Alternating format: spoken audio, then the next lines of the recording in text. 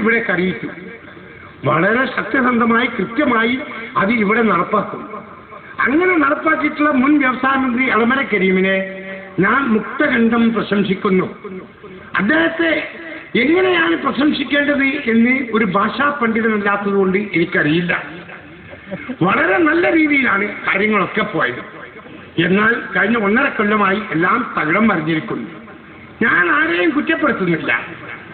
എന്റെ ധൈര്യം ചോർന്നു പോയതിനാൽ പുതിയ വ്യവസായങ്ങളൊന്നും ഞാൻ അനുവദിക്കുന്നും ഇല്ല. ആരാണ് ഈ പറഞ്ഞത്?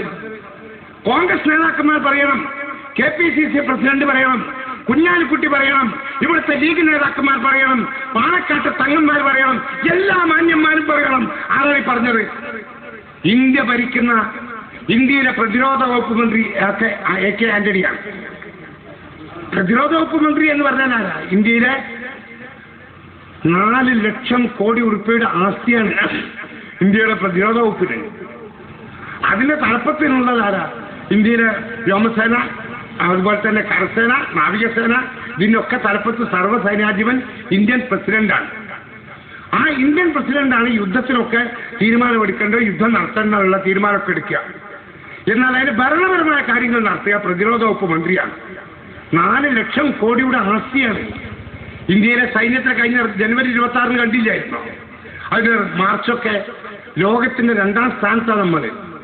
ആ സൈന്യത്തിന് നേതൃത്വം നൽകുന്ന ഇന്ത്യയിലെ പ്രതിരോധ വകുപ്പ് മന്ത്രി ആന്റണി പറയുകയാണ്, കേരളത്തിൽ പ്രതിരോധ വകുപ്പിന്റെ കീഴിലുള്ള വ്യവസായങ്ങൾ അനുവദിച്ചു കൊടുക്കാൻ എനിക്ക് ധൈര്യമില്ല, എന്റെ ധൈര്യം ചോർന്നു പോയിരിക്കുന്നു. ഒരു പ്രതിരോധ വകുപ്പ് മന്ത്രിന്റെ ധൈര്യം ചോർന്നു പോകുന്ന തരത്തിൽ ഇവിടെ എന്താ നടന്നത്? അതാണ് നമ്മൾ പരിശോധിക്കേണ്ടത്. അവിടെയാണ് നമ്മൾ മുസ്ലിം ലീഗിന്റെ കഴുത്തിന് പിടിക്കേണ്ടത്. ലീഗ് എന്ന് പറയുന്ന രാഷ്ട്രീയ പാർട്ടിക്ക് ചോറ് പടിയും കൂറ് പാകിസ്ഥാനിലാണ്.